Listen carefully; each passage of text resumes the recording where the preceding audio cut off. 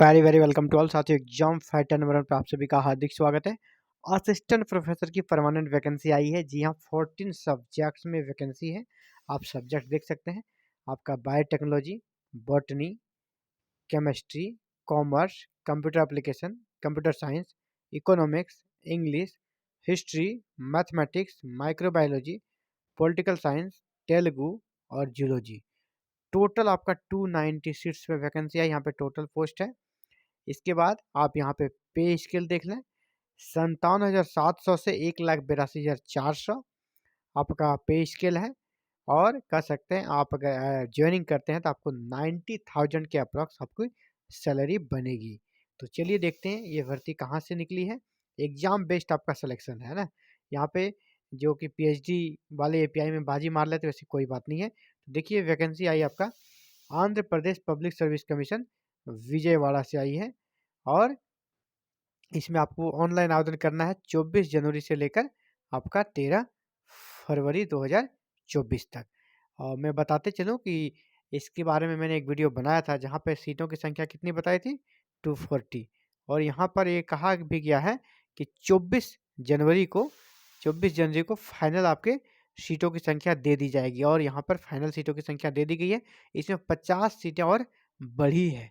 तो ये good news है आप सभी के लिए कि 50 सीटें पहले यहाँ पर जो मैंने पहले आपको वीडियो बनाया था उसमें 240 सीटें थी ना।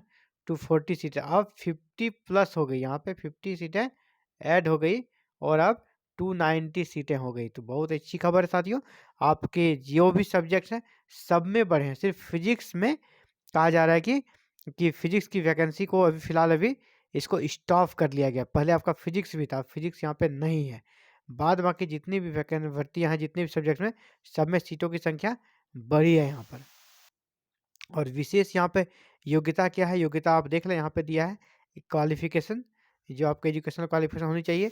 यहाँ आपका 55% होना चाहिए पीजी में, पहला। अगर आप एससी एसटी के हैं तो आपको 5% का रिबेट मिलेगा। मीन्स आपका 50% है तो भी चलेगा।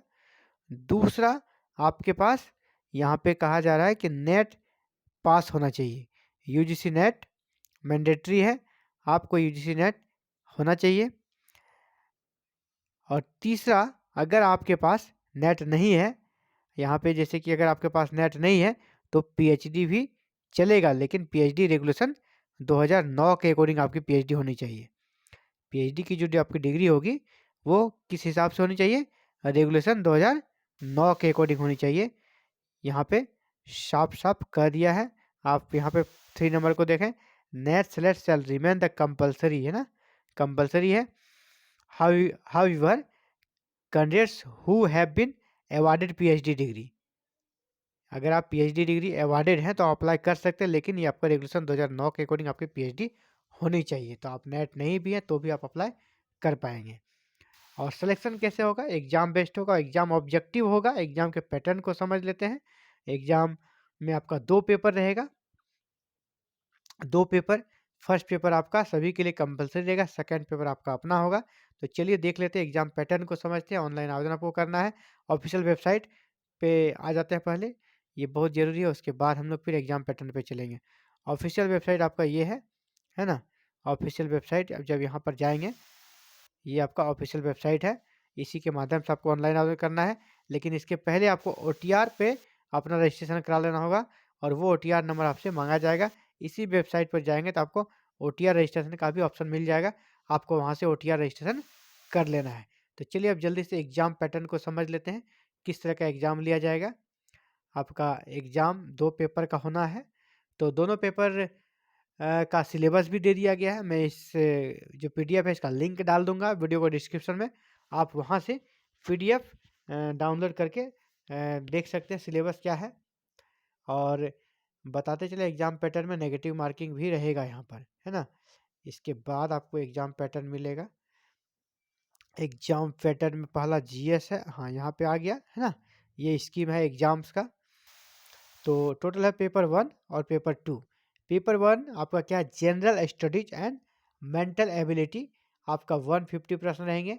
और दूसरा आपका कॉन्सन सब्जेक्ट, यहाँ भी 150% रहेंगे। और आपका जो समय भी 150 मिनट यानी 2.5 घंटे का समय रहेगा।